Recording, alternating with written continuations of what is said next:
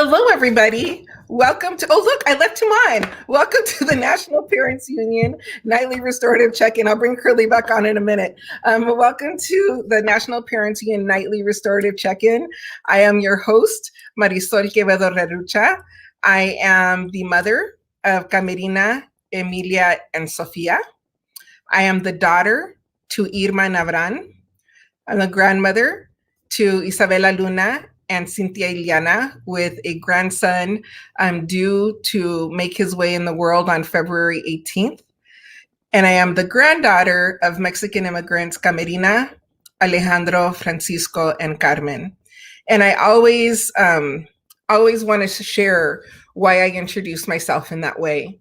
Any single room that I enter, whether it be virtually, whether it be in person, I want to make sure that I acknowledge that I have arrived in that space and that I am not just arriving on my own, that I am arriving because I am the hopes, the dreams, and the prayers of my ancestors, of people who never held me in this life.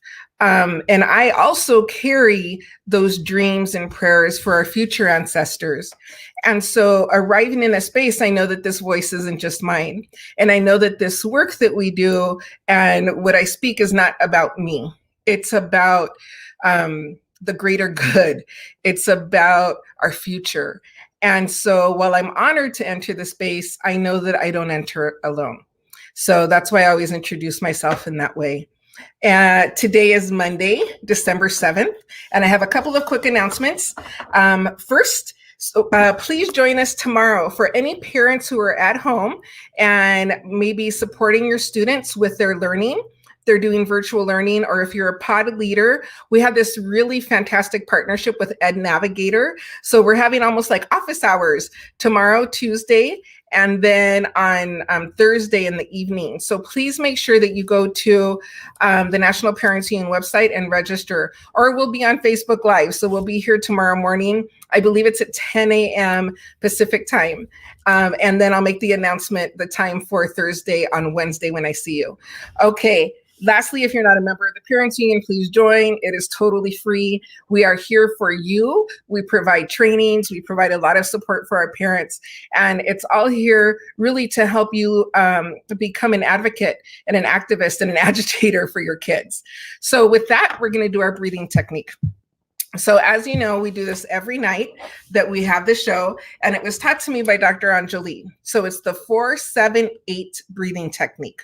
We inhale for 4 seconds, we hold for 7, and we release for 8. And we do this 4 times. I'm going to guide us through the technique. You're going to rest and you're going to breathe.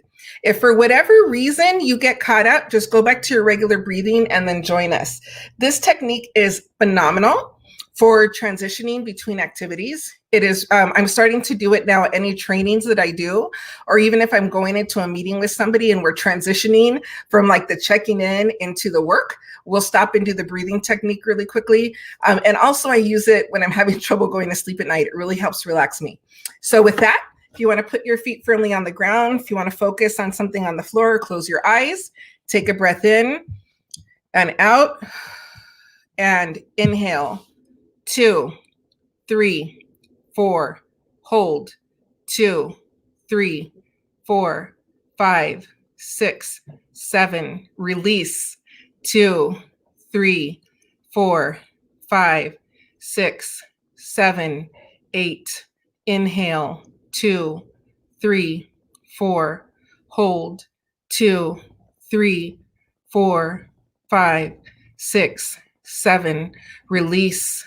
2, 3, 4, 5, 6, 7, 8. Inhale. 2, 3, 4, hold. 2, 3, 4, 5, 6, 7, release. 2, 3, 4, 5, 6, 7, 8.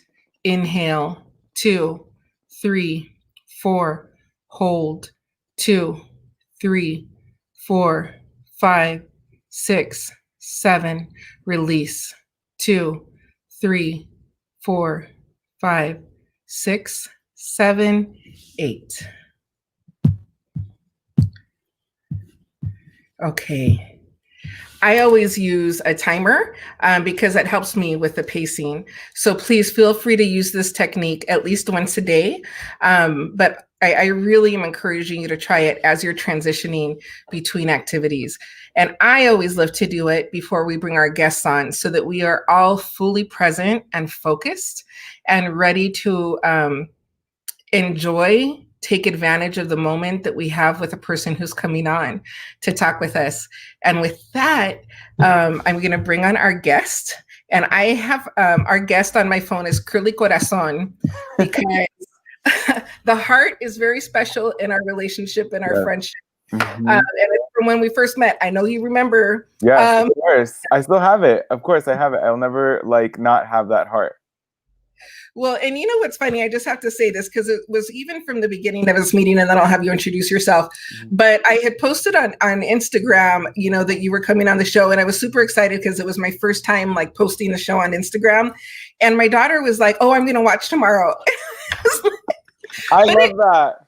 I have been doing that. I cannot tell you how many shows. I didn't have time, but I wanted to count the number of hours that I've done of this show since March. So I used to do 5 days a week. So hours. I love it so much. That's so on brand. Bringing intergenerational people together, family together.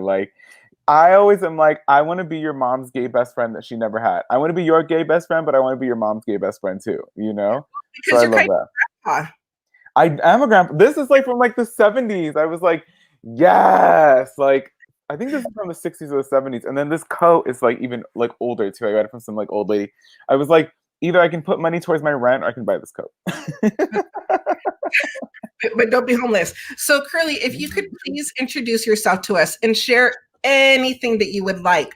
So anything about yourself, you can talk about the loves that you have in your life, the challenges you have, your work, your childhood, your adulthood, or anything that you want. This is your time. Thank you. Well, I first wanted to say thank you so much for having me. I'm such a big fan of you as a human. And when I saw that you were doing your own show, I was like, this is so dope. I DM'd you. I was like, I want to be on, have me on, But I am a content creator personality for Buzzfeed, specifically for their Latino channel or Latinx channel called Pero most of the content that I do has always been centered around Latinidad, queer identity, being born and raised in LA. We're actually from Hollywood. When my parents came over from El Salvador, they settled in Hollywood, of all places. We're from Melrose and Vine, that sort of area, if you're familiar with LA. And now I just create content. It's taken me a minute to kind of get here because when you kind of get into it, I was discovered in the kitchen, by the way, at Buzzfeed. That's the other part too. I was brought in and they had hired me to be the receptionist, but when I got there, they didn't have any phones. So I was like, what am I going to do? And they were like, well, you can stock the kitchen, you can stock the snacks, and you can serve the lunches and order the lunches. So that's what I did. And then because of the way that I dress and because of the way that I talk, and I am always I always say that I talk out of my ass rather poetically. So people are like, that kid, bring him in, So they started putting me in videos. I was talking about my nipple ring at the time, and they went viral. Videos that I would go viral. They were like, this kid with the crazy hair, the crazy outfits, big glasses, talking about his crazy nipple ring. Who is he? And so now I'm kind of at the point in my content where, and just in my life, where I think that if I were to pop off tomorrow, I want to create an environment around me and messages around me of healing, of higher learning, of higher thought, with the understanding that I am not a college student. I didn't go through all of that. I am just a human being experiencing life. I'm a student of the people around me. And I want to learn as much as I can from the different people that I have in me. And I want to be able to kind of spread that knowledge in the best way that I can, in the best way that I've learned. There's so many things that I don't know. There's so many ideas and lessons that I have yet to learn. And I learned that the more I talk to Gen Zers, because I'm like, what that mean, right? But there's also so much knowledge that I just oh, these are such nice comments. Yes, I'm always super excited. And yeah, I think that predominantly my thing would be, how do we heal? I think that as Latinx people, as Latino people, Latina people, however you want to identify, we come from a lot of trauma, a lot of inability to access ideas and information and healing and techniques towards healing. I almost lost the word techniques. And so that's kind of my thing, that I'm like, how do I become of service to our community and learn and grow in that way always? So I think I just want to quickly go through really quick, but everyone's super happy to see you. I'm happy to see y'all. It's the power of the gram. Ay, mira que bello. More love for you. I love that. Thank you. Hi, My Igma. mom is here. Hi, Mom. Oh, how cool. Pero like, whoa, whoa, whoa, whoa. And then this one I want to center on for a second. School opposes our wisdom. And I wanted to go back to that because, you know, so my aunt was one of the first ones that I put on. She said, hi, Mija, I'm here. It's my mom and my aunt. They're they're my two faithful watchers. Yes. I will, and the mom and the tia Leanne. Oh, I love that. You know, I think that, and I've had friends that carry a lot because they didn't finish college. And I think that idea of like education is the way is another way that this generation that we're in has transformed the way of thinking. And that's no longer the case. So I was really happy to hear you say, like, you know what, college wasn't for me, but look at. Yeah. I mean, the paths, the roads are going to be different. Sometimes I look at people who did go to college and did go to school, and their understanding of situations, their understanding of like language or situations is a little bit more advanced than my own. But sometimes because of the way that I talk and because of the way that I can kind of like hear something and then speak it this way, I can connect to more people and I can be more of service in this way, you know? More accessible. It's making things more accessible. It's more accessible. Exactly. Like I was talking to one of my really good friends. He's a scholar, he's a professor, he studies language.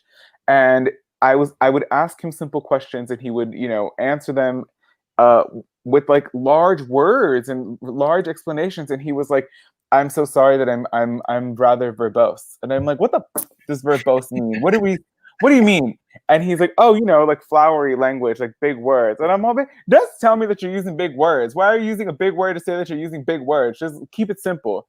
But with the way that, but then what I did was with the information that he was presenting, I just said it my way. I just typed it up my way. And I was like, this is what he's saying. And so when we made this video, it was super accessible. It was super like, yes, I see what he's trying to say. Because not all of us, you know, come from these academia backgrounds.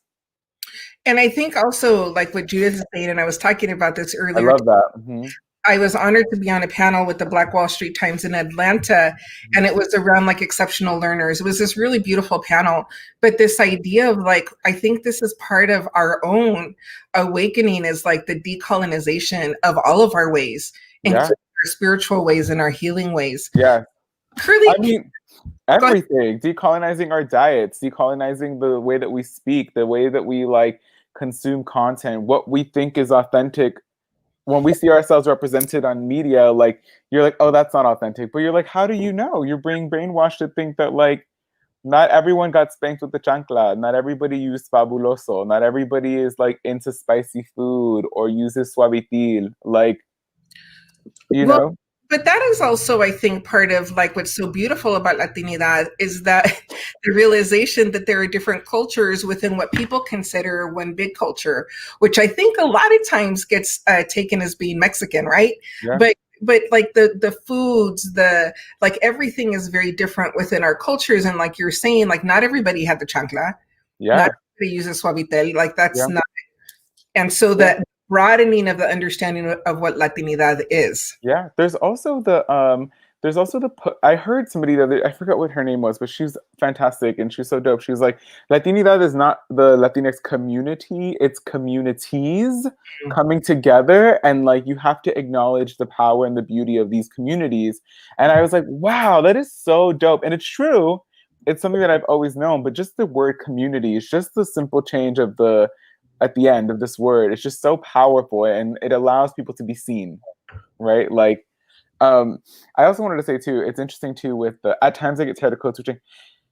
That's the other thing too that I think Gen Z has been really good at making it so that you're like, why do you have to code switch? I think it's an interesting conversation for sure because I think code switching, um, fuck it, who cares? Why do I have to talk a certain way? Why do I have to speak a certain way to make you happy or to make you comfortable?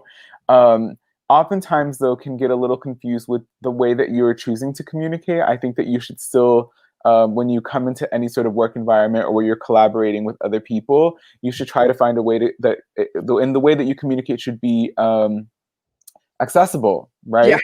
And so it's a thing where you're like, definitely be you. Don't be scared to be you and go into these rooms. Like, but I think that it sometimes can get a little sticky in the area of like, well, that's how I talk, and I'm like, but you're being kind of rude and kind of mean in this moment. So those are just two things that I've always hear. I always try to listen to two sides of the one topic, like the chancla argument or the discipline argument. People love content where the moms are yelling at the kids or spanking the kids. They love it. It does so well. But there's a big pushback on um, why this is based in trauma, like parents hitting their kids or parents like why are we celebrating this? Why there's this huge pushback. Like, can we talk about healing our parents and not celebrating when they couldn't communicate with us as kids? So there's always going to be like the two sides of topics I've seen working online, always. Well, and so I'm going to take one more comment, and I just have to do it because, again, this is one of my children's who I don't know. I love this. Commented on my shows. Yes. That is so amazing. Thank you for that. Curly and his abuelita taught me how to make pupusas. Hi, Camarina. Thank you so much. Yes, my abuelita taught me. My mom has helped me perfect it. I still suck. I'm still horrible at it. Like I'm like, oh, you don't want mine. You want my mom's. I was looking for my phone because she sent us a picture of the pupusa she made, and I didn't realize that she had made it.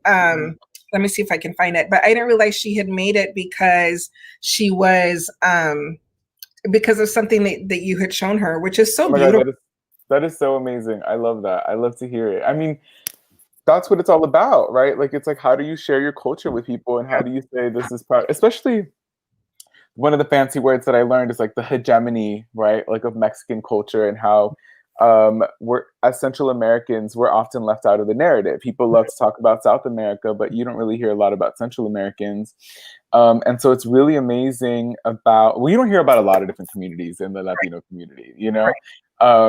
But it is nice where whatever note you're singing in the choir to be able to sing it loudly and proudly, and that people can be like, I like that. Like, it's really dope. I saw somebody mention Gadiel and Julissa earlier, and it's like, before them, I could not understand Dominican Spanish that well. Like I was like, oh, what is vaina? Like, what is that? What are all these different words?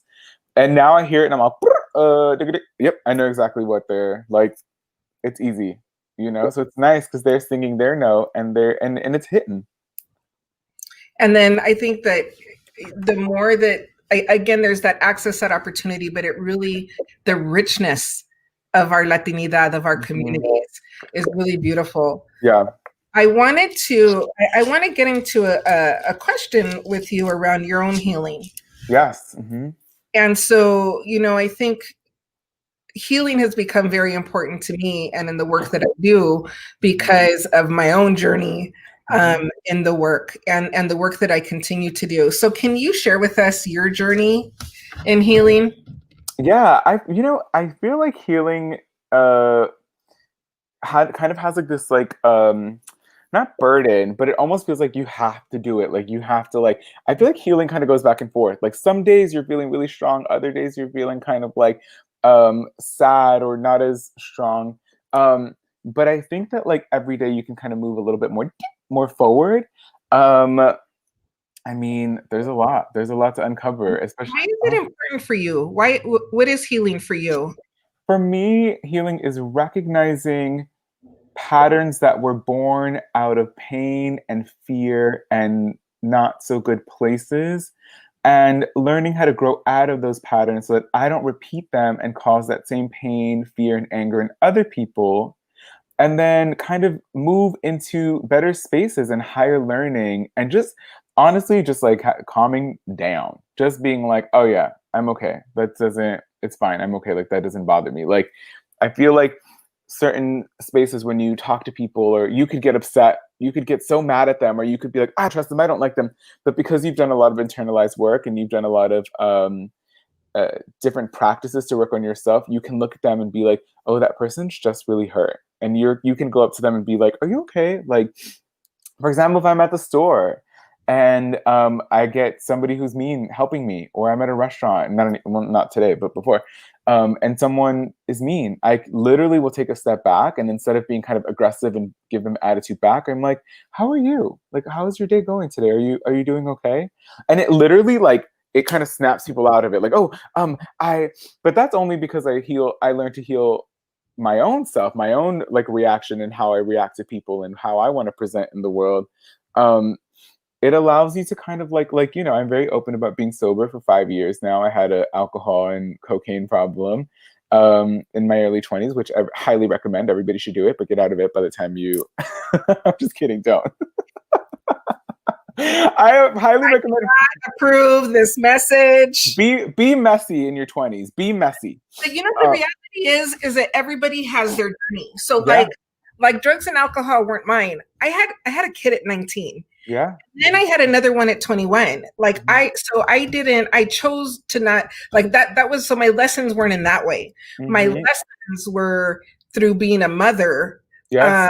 And having chosen, a partner, and the first partner or their biological father, that was not like, that was my journey. So I think that what you're saying is really important. And I think for parents, it's important for us to let their kids have their journey. I agree. What I love the most is I love religions. I love spirituality. I love it all. And I always think about people always talk about Jesus and how he really loved sinners, right? And I'm like, when he meant sinners, he meant sinners. He didn't mean someone who oh, I did this a little boo-boo. No, he meant think about the worst person that you could think of, and he's inviting them to your table at your house. And you're like, Jesus, did you really have to bring this man to my house? You know what I mean?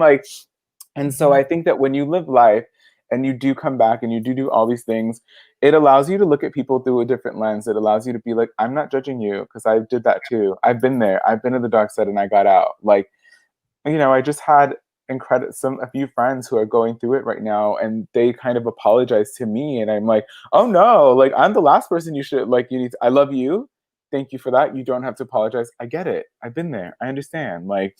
You're so loved. You're so important. And then I want to be a part of your journey towards healing. And I think that growth, that growth is the healing aspect. And that's where you want to be, where you can turn around and be like, I see you for your humanity. I see you for, and we were talking about this last time, the duality of humanity, which to me is so beautiful that it's actually divine. The fact that we can encompass so much. And I always quote, homo sum humani nihil me alienum puto, which is what, it sounds bad, but it's not. It's a quote that Maya Angelou used to quote of this philosopher, saying that nothing human can be alien to me. I'm human, therefore nothing human can be alien to me. So we encompass all aspects of humanity, and the good, the bad, and the ugly in each of us. So I think that growth, healing means getting to that space where you can see another human being and say oh, I recognize the divinity in you. You're annoying as you are annoying, but I see the divinity, and I see that which created me has also created you. Maybe I got a little more attention, but it's fine. Well, and I think that that's so important because we forget.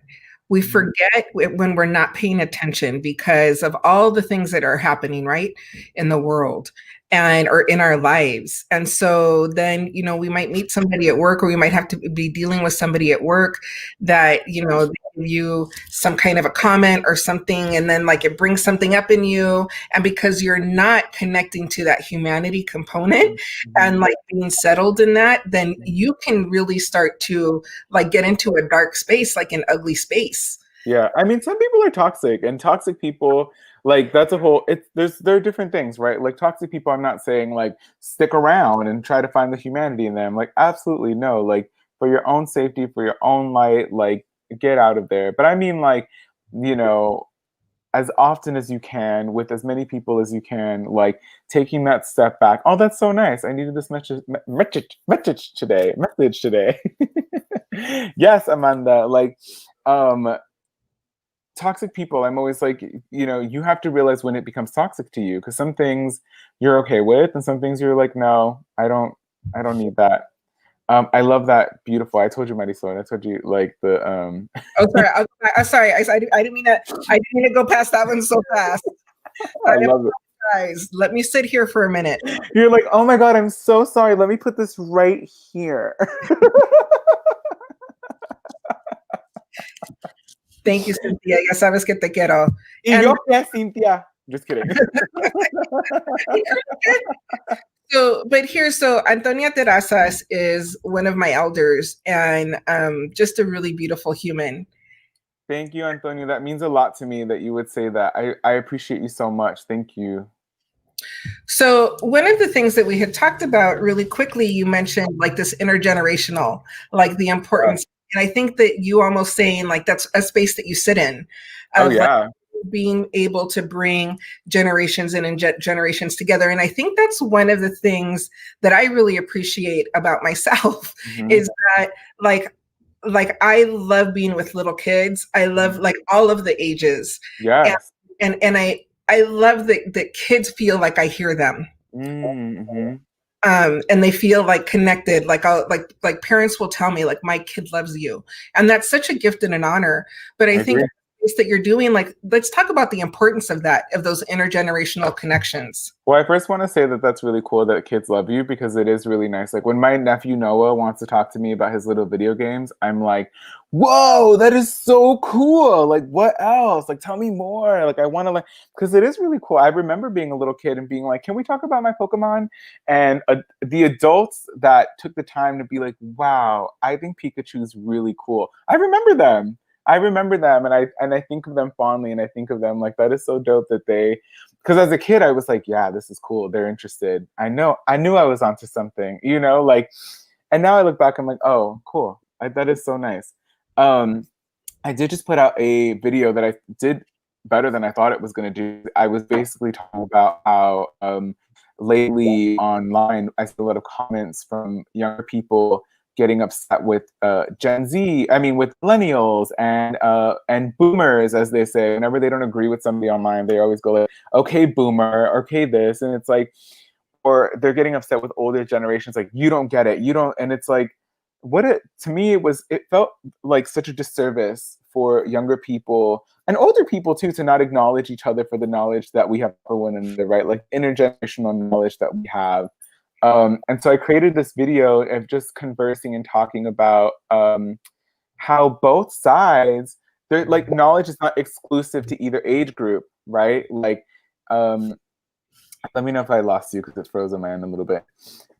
But like, for example, okay, because like, for example, like I talk about Gen Z, like they taught me about the constructs that don't work for us, right? Like we can talk about a lot of different things that I'm like, yeah, you're right, that doesn't work anymore. Why are we still doing that? But when it comes to experience and dealing with a broken heart or a sad spirit and a light that seems to be dimming, the people who bring me out of that are my parents or my abuelos, my cousins, my tias, my sister, who have had more life experience, who can tell you like, this is what you got to do to heal, And they all have different advice, and they're always going to tell you different things. And my favorite one is un clavo saca otro clavo. Like when they want you to get over some person. Is that how you say it? Un clavo saca otro clavo. Mami, have you heard that? Ese dicho? Un clavo saca otro clavo. It's like, it's basically like, if this man ain't, or this person ain't doing it for you, send him home, get another one, Well, one of the things that I really have connected with very recently is that idea. There's a couple things, but one of them is that every single person that you meet can be your teacher if you let them. Absolutely. And our children, I think that we have not, for whatever reason, I think we forget our own brilliance at their age or our own experiences at their age, but they are libraries of knowledge. They are, yeah, they really are. And I mean, they're talking to their friends and they're talking to different things, different ideas, and taking different ideas on that can be kind of different for us or unheard of. Like, you know, if you would have, I used to get in trouble for wearing eyeliner and wearing shirts that were too tight back in the day. And now the younger kids are like, we're just throwing gender out the door. And you're like, what? Like, real? Okay, let's do it. Let's go. Let's go, diva. Let's see what happens. You know, like, let's see what we can do. Down to like talking about reforming certain political stuff, whether it's to deal with police or prison abolishment or the government, just all these different things. I'm like, okay, young kids, like, I'm very much like, I grew up the way, like, my mom would be like, siempre aquí, don't touch anything, don't say anything, don't ask me to buy anything in the store, just sit there, you know? And so I don't jaywalk, I don't do stuff, like, I will walk to the light. So for someone to kind of throw everything out the door, out the window, I'm fascinated. I'm like, what is this? What is this movement? Where are we going? How can we learn? But that's what the young kids are teaching us, I feel. Well, but the other piece is that the reason why they're able to do that and have that freedom is because of what the work that was done the generation before them. That part, completely. You know what's so funny is people always go on my Instagram and they're like, "Oh, you dress like Bad Bunny." I'm like, I'm older than Bad Bunny. He dresses like me. Thank you. Who's Bad Bunny? I've heard of him. I've heard of him. I've heard of him. And only because I'm like, I was on TikTok for a hot minute. Like I saw some, like, so I kind of know what he looks like. Is he reggaeton? Yes, he's like the #1 Latino megastar in the world right now. I think his album just hit. I think it just broke records. He's like not only the Latino artist, but I think globally he's like the artist, I think, which is amazing. That's also why it's so important to have intergenerational relationships. When I was teaching and I was with my students, my kids were little, so it kept me aware. Yes. Like their language and what they were doing. And then as they got older and I was still working in the school system, like that connection to them helped me understand, you know, but as they're getting older, so my youngest is 15. And as they're getting a little bit older, they're kind of falling off the coal train. So it's a good thing I have my grandbabies coming up so that they can be like.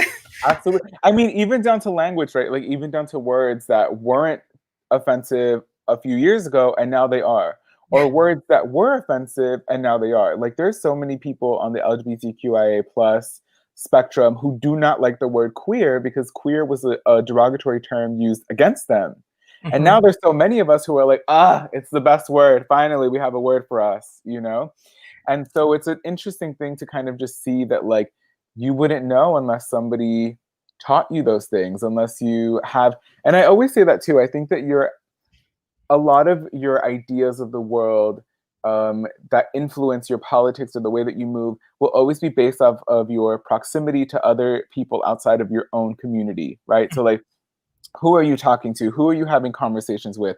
Are you talking to your Black femme Muslim friend, right? Like, are you talking to your non-binary Asian friend and asking them how they feel about the world?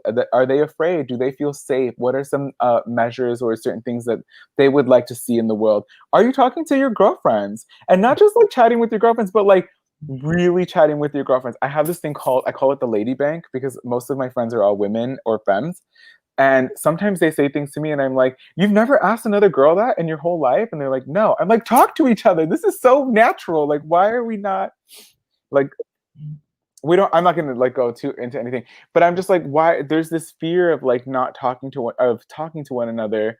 And I'm just no one is a mind reader as much as I'd like to believe that people can read my mind. And the only way that we can heal and the only way that we can kind of move forward as a society is to truly communicate with one another. Overcompensate. I don't know what you mean by those 2 words. Tell me, use 15 words to get your point across, you know? But, you know, I'm going to say, because these things go together, in order to really see another person, you really have to see and know yourself.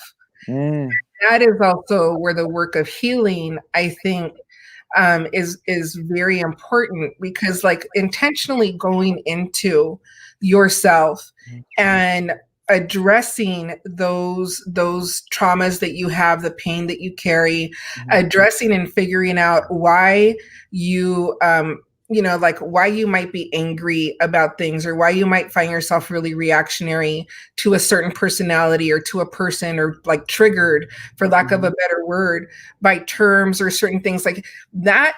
That process helps you really understand and see other people, Yeah. and then also helps it connects us in a very human way. Absolutely. I think that's at the end of the day, like I was just talking to one of my friends that's in politics, and we were talking about cancel culture, and what cancel culture means on the Mhm. internet, how we Mhm. see echoes of it every day. You know, we were actually talking about how we think the prison system is the ultimate cancel culture. Mhm. um, and Totally. how it's like, Mhm. if you don't believe that cancel culture is a thing on the internet, then how can we be better about doing that in real life to humans?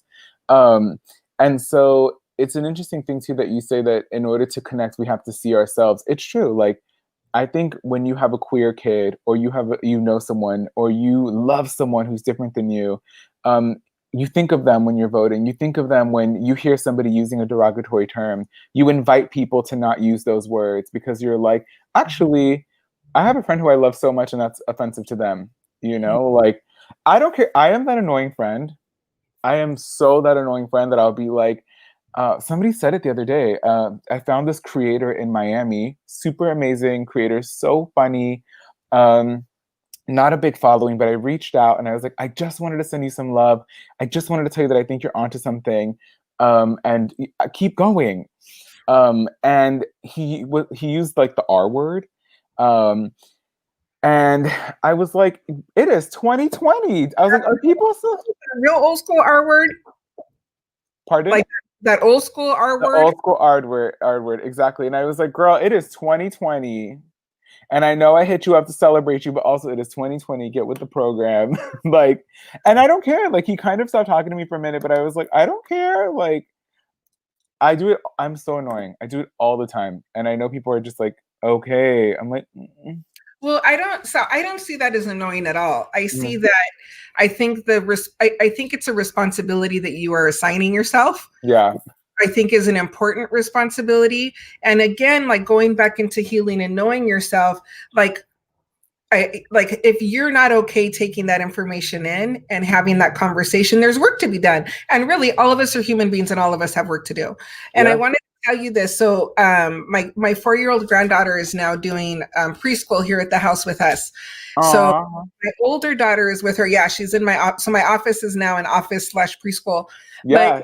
every week they have to do a collage of the letter of the week, and the letter of the week this week is Q.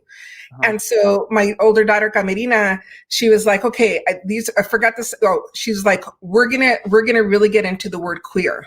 Oh, wow. Uh-huh. Queen. So I literally, in my head, when he said Q, I heard Queen right away.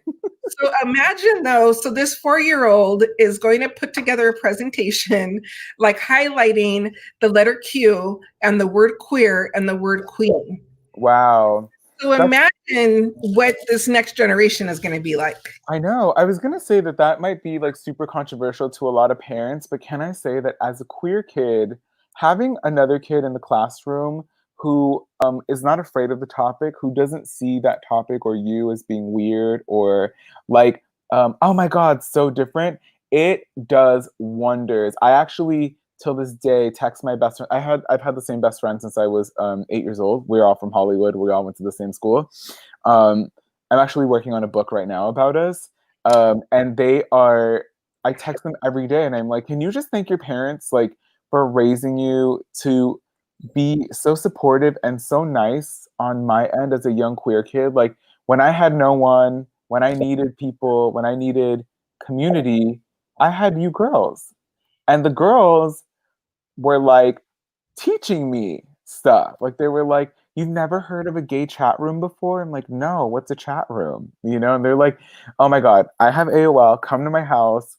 You can talk to other gay people." And then I was like, you know what I mean? Like, so the fact that your baby's learning this so early she could save another queer baby's life because she'll hear it later on and be like, I did a whole presentation about it when I was 4. Well, and I think the other thing that that we haven't talked about, but I think is also really important, it's relationships between men that are loving and affectionate. Mm-hmm.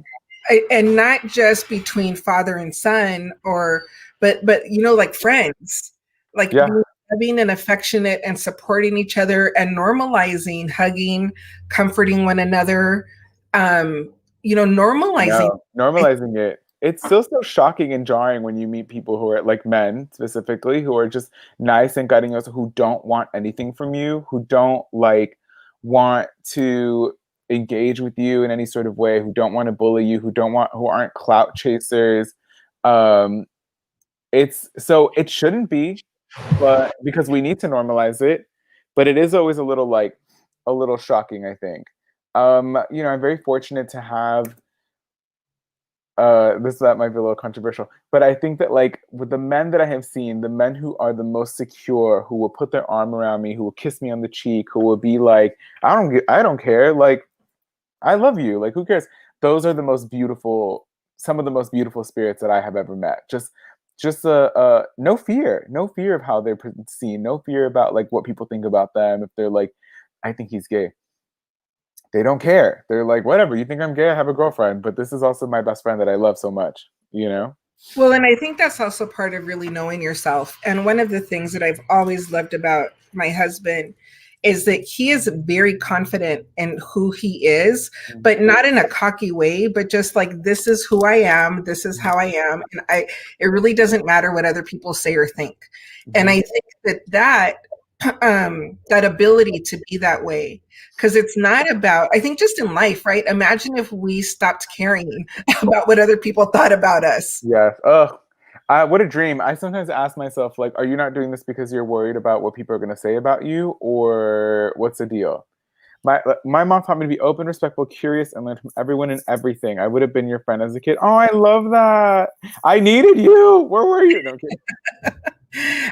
I think Amanda might be a little bit older than you are. She was actually a guest on the show, and she has a really beautiful story. Yeah, she was on a couple of months ago. She has a really, really beautiful story.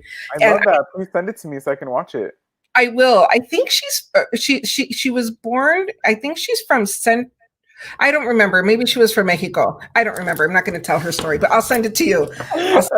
I think she's from, I don't remember. I know she's adopted. I just couldn't remember if she was, if her biological parents were from either Central South America or from Mexico. A ver si te dicen los comentarios, in the comments. We'll see if she pops up here.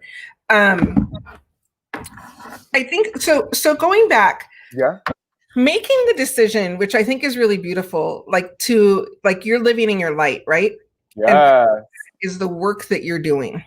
I feel like, I mean, I talk to my therapist every weekend. I'm like, I'm happy to have gotten to a point where I can throw on this jacket, throw on this tiny little shirt, and be like, I'm not afraid. I'm not fazed by people's comments. Granted, we are talking in therapy because I'm like, I won't wear this to the supermarket. I'll wear this, but I won't wear like a giant coat to the supermarket. And she's like, why? And I'm like, well, you know, it's kind of a toxic world out there. Like, I don't want that much attention if I'm just here to just buy a bag of carrots, you know? But bag of carrots, by the way, great snacks for you to snack on. It sounds horrible, but it's not. It's just like sorry, I got fixated on the carrots. What was your just about living and working in your light? Yeah, so we were talking about my therapist and we were talking about that, and like getting to the point where like, aside from everything else in life, aside of everything that's happened, from everything that's happened in life, to get to a point where you feel comfortable, where you can wear whatever the hell you want to wear, present however the hell you want to present. It's such a powerful place to be in. And I think that honestly, it starts with the kids that you are with in school, and it starts with the way that the parents are helping and the way that the parents are raising these kids. Like, there were so many, like, I also had to thank this one boy that I went to school with. I was so in love with him, so in love with this boy. And I used to write him love letters all the time. Like, just used to like go in. Like, I cannot wait to walk into the sunset with you. I love you always. I'm like 11 years old, right? What am I gonna do? He never made fun of me. He never bullied me. He never like cornered me and was like, stop. His cousins would make fun of me. I heard you wrote a love letter. You know what I mean? Like, but he never did. And now we're adults, and I actually sent him a text message, and I was like, I just wanted to commend you for being just a sweet spirit who let me express myself, because that's not an opportunity that queer kids get to have. We don't get to have like that. A lot of us don't get to have like that first love, like, oh my god, like at least not out in the open. You know, we don't get to discover certain things. There's a real I always say that it cracks me up because I feel like queer kids, we're literally we're like plants, and they put us in the closet with not the same sunlight, not the same nutrients as everybody else, and then they expect us to be grown and be like, well, I think you're like everybody else. Like, no, we didn't get the same chances everybody did. We didn't get to talk about, we didn't see ourselves, we didn't get the happily ever afters. Like, and if you didn't deal with any sort of emotional abuse or physical abuse, then you got lucky. But for the most part, it was like the law of the land, you know? Which is why I always say, like, queer people, we're still learning. We're still learning so much. We're so ahead of the game on so many different levels, but in other different ways. Like sometimes you're like, oh, like that's why when I see mean gay guys, I'm like, we don't have to be mean. Like we were mean in high school and grade school to defend ourselves, but like we don't have to be mean anymore. You don't have to make fun of those girls' shoes. That's your ally, you know? But that's also part of the human experience. So that's also them not having worked through their pain. It's also part of their personality. Absolutely. Absolutely. I mean, I got really lucky. So my I don't know how graphic I can get in this thing, but my little crew name is well, it's called National Parents Union, so probably not the graphic. But my little crew name that we grew up with, we're called the UPS. You can decide what that stands for. And we've been called that for forever. We call each other the Ups. And the Ups very early on were like, you don't have to be mean. Like, you don't, if you want to hang with us, if we're going to hang together, you don't have to be mean. And these girls, this is why I'm writing the book, because I really wanted to, I think you know, that song from Beauty and the Beast of like, tale as old as time. I think that song or that verse is about a queer relationship between us and our girls and our homegirls, because I feel like our homegirls have always had our backs, queer kids, and queer kids have always had our girls' backs. And we're always like, you know what's funny is that back in the day when the straight boys used to hit on my girlfriends, I couldn't beat them up, but what I could do is I could hit on them back, and then they would get scared and leave us alone, right? So it was like different things that we would do that like it has allowed me to grow. It has allowed us to grow into these different things. But without them, without these girls that were there to teach me or to put me in line and be like, you were bullied, but now you're the bully. So cut it out, you know? So yeah, Well, absolutely. yeah, that's about not dealing with your pain, not working through your pain, and also I think like not doing the work that needs to be done. It's almost, you know, I was talking with my brother the other night, and it was a political conversation, but I was like, look, the current president's policies are like that is what the issue is. Like, they are harmful, they are against humanity. They're in his response was, well, you know, but there are Latinos who support him. I you know, like, if you're not doing of course there is. Of course there is. And also Yeah. because he really bought into the concept of white supremacy. Yeah. Do you know what I found? Because I was talking again to my friend who's a politician, and we were talking about cancel culture again, and talking about people who are Trump supporters and people that we love and that are pushing for that side. I think that it's always going to come down to communication. I think that people's anxieties are. Thank you so much. Thank you for this love. I love you. I love you. I love you back, and Letta. Thank you. That's my tia Yoli, who I have to say, and my mom are just beautiful human beings. But my tia is the most loving human being that has ever existed. Oh, I love that. My mom is a warrior, but my tia she's the one who showed me how to love. My mom showed me love in a very different way, in a very like warrior-like way. Yes. That's so beautiful. I wish that we could, and that's why I think I started writing more, because I wanted to acknowledge just like try to find the beauty and where in the universe and all of creation that I have found myself with you and this other spirit. You know, you have found Tia Yoli and your mom, and how beautiful they are, and how thankful you are to them for taking you out of spaces and bringing you into better ones, like allowing your spirits to connect. Like I'm like, I just get so overwhelmed with that love. What I do is I usually will I put my head to the ground and I pray, like, and I face east. I'm not Muslim, but I figured a lot of my Muslim friends pray facing east, and I like cheat and I throw my little prayer in there too with them. And I'm just so thankful. And I say, I thank you for meeting me. Thank you to all the spirits. Thank you to the universe for finding me in this moment, in this life. And so I love that. I love that you have that love. And I wish that there was just more like, oh, how can we express that love even harder, you know? Well, but the thing is that's why we have to keep doing the work that we're doing. And then we're going to get back to your conversation. But that's why we have to keep having the conversation, and we have to keep loving, and we have to keep talking about loving and talking about like the work of healing, the work of living, the work of seeing each other in humanity. Yes. And I think also like that honoring and doing it intergenerationally. Yeah, of course. I mean, to go back to that conversation, it was just, I think a lot of their ideas are rooted in misinformation and fear, right? Like everyone is just really scared. Talking to my family members. This is a conversation with your politician friend. Yes, yeah. I think that people are just afraid, and people think that the liberation of others means that they somehow will lose on what the food that they have at their table.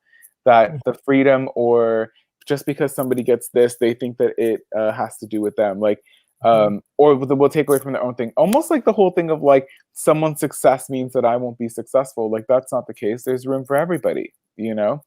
So it's definitely an interesting conversation of humanity and like what is the right answer? I really like what my friend did have to say though. He said sometimes the right answer will make you feel uncomfortable, and that's okay. You might not like it. It might scare you, but you have to rest assured that that's the right thing to do. It is just the right thing to do. And so I try to just kind of like stay in that space and kind of try to remember that nothing shocks me. I'm like queer Latino from Hollywood. Like I'm like, we grew up getting chased down by like people on the streets trying to go to school. Nothing shocks me. But the things that do, I'm like, okay, like I have to learn to be uncomfortable. And how do I get to the space where I can come at it from a higher place? Zoom out, as my friend says. Like Google zoom out, you know? You know what? I really love being in an uncomfortable place. I love sitting in discomfort, and I love when conversations get awkward. I love when you are like hashing it out and it gets really like funky, because that moment is like just sitting in it and letting it be. Yeah. That's what helps us transition and work. Like you have to honor that discomfort. Yeah, that's what we do in sobriety. I mean, in sobriety, they're like, you're gonna sit with your emotions. You're gonna be sad. You're gonna be angry. You're gonna be happy. There's no escaping. Sit with it, and that's how you know you're alive, right? Like you're like, here I am in this moment. I had a very I had my feelings hurt probably about 2 weeks ago. Oh, And no. I just, you know what though? I let myself cry. I journaled about it. I wrote, like I did pages, and literally would just like, I would feel it come and I would just weep and just let it be.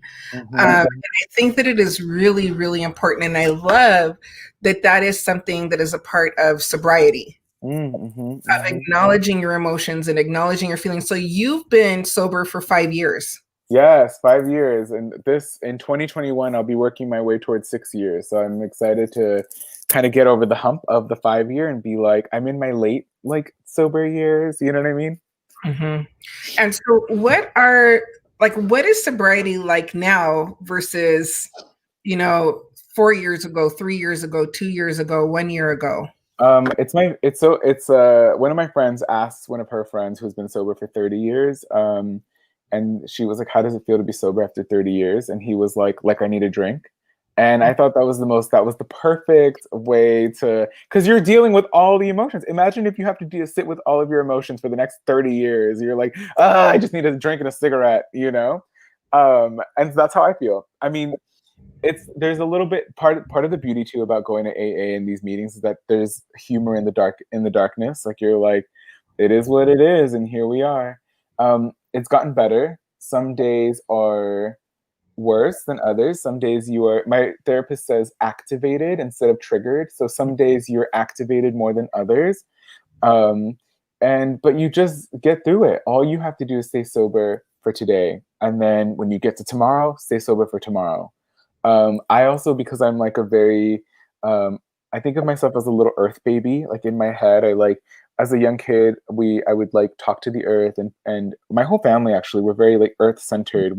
We pray on our trees outside, both before and after we pick from them. I used to do what I call like tree magic as a kid. I would write letters and I would bury them under the tree, and I would ask the tree to help me, which by the way, everything I asked the tree for has come true. And so it's been really interesting to kind of like connect in that way again. So I basically asked the spirits in the earth, like, I will stay sober, I will stay of mind, I will kind of like do the best that I can. Just hang with me, stick with me. Let's see how much good we can do. Let's climb, let's grow, and let's see what we can do. And ever since I went sober, my life has just changed. I mean, since then I was on the show Vida, which was on Stars. I was invited to be part of the writer's room. I went on to host a show for E! On fashion. I'm working on this book right now. Just all these crazy things that just happened. And I feel like I have to honor the promise that I made to the earth. Like, just focus on what you're here to do. Have your little moments, but focus. I love the tree magic, and yeah. I have some. I'm sorry. What did you say? There's a tree out here that I'm gonna start. Yes. Okay. So you know what you do? You like write a little piece of paper on a little piece of paper, a little note, and you like dig a little hole at the tree and you bury it, and you put your hand on the trunk and you pray and you talk to her, and you ask her to take your intentions high up through her branches into the air, into the sky, and like pass it to the other trees, like just through the air. And then may she take your intentions down deep into her roots, deep into the earth, and connect it through the soil and through the other plants. And you visualize it and you think and you honor her and you thank her. And it's absolutely beautiful because they talk to each other. Like trees, like scientifically communicate with one another. So it's like, I always say hi. My dad just planted a new tree in the front of the yard, and I went to the front and I was like, hello, nice to meet you. I am from the back trees. I'm from that family of the back trees, but it's nice to meet you, front tree. You know? So I'm going to research. I want to make sure that I'm putting in the ground something that is healthy for the earth. But even that practice, even if I don't physically put something in, that practice is really beautiful. Yeah. So I'm going to start a new segment because we're almost out of time. But this is something that I decided to do because I'm working on myself. And that is, I want us to each share 5 things about ourselves that we're really proud of. Okay. So do you want to go first? Oh, yes. You go first. Okay, 5 things that I'm really proud of. So 1, I'm really proud that I finished that book. And it's going to be out, it looks like, in the middle of January. Number 2, I'm really proud that I am somebody that people trust. Like I was talking about, like the kids trust, the kids feel sees them. I'm really proud of myself for the mom that I am. I think that's actually the best of me. Ooh, I have 2 more. I'm really proud of myself for continuing to really try to be the best wife possible to my husband. And I'm really proud of myself for learning how to do all of those little infographic shows and social media, like all that stuff, for like trying. Yes. Even this is pretty dope. This is really cool that you did this. I was like, okay.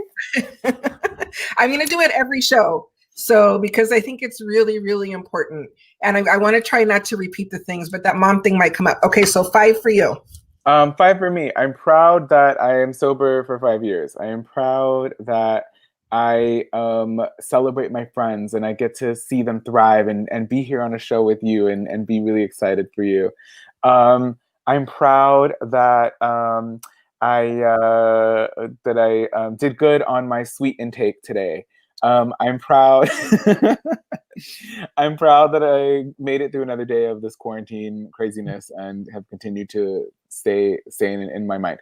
Um, and I am proud of the my family that I am hanging with and growing with and loving and hugging during this time. And it's number 6. I'm proud of you. This is amazing and this is dope. I love you so much. And I loved you the moment that we met. Like, I Yeah, love I loved you. I loved you. And when we meet people on the side, we'll tell them the yeah, heart the story. story.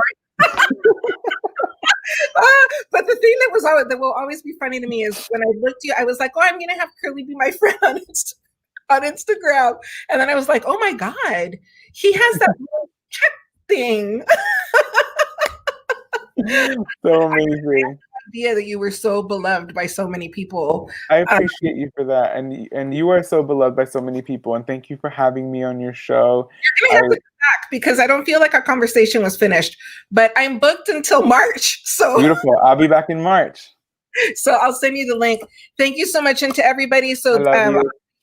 On Wednesday, I'll have author Lindsay Portney with me, and we'll be sharing our 5 things. I also encourage you to please, in the comments, write 5 things that you're proud of yourself for. And Curly, I don't know if you have any last thing you want to say before we go.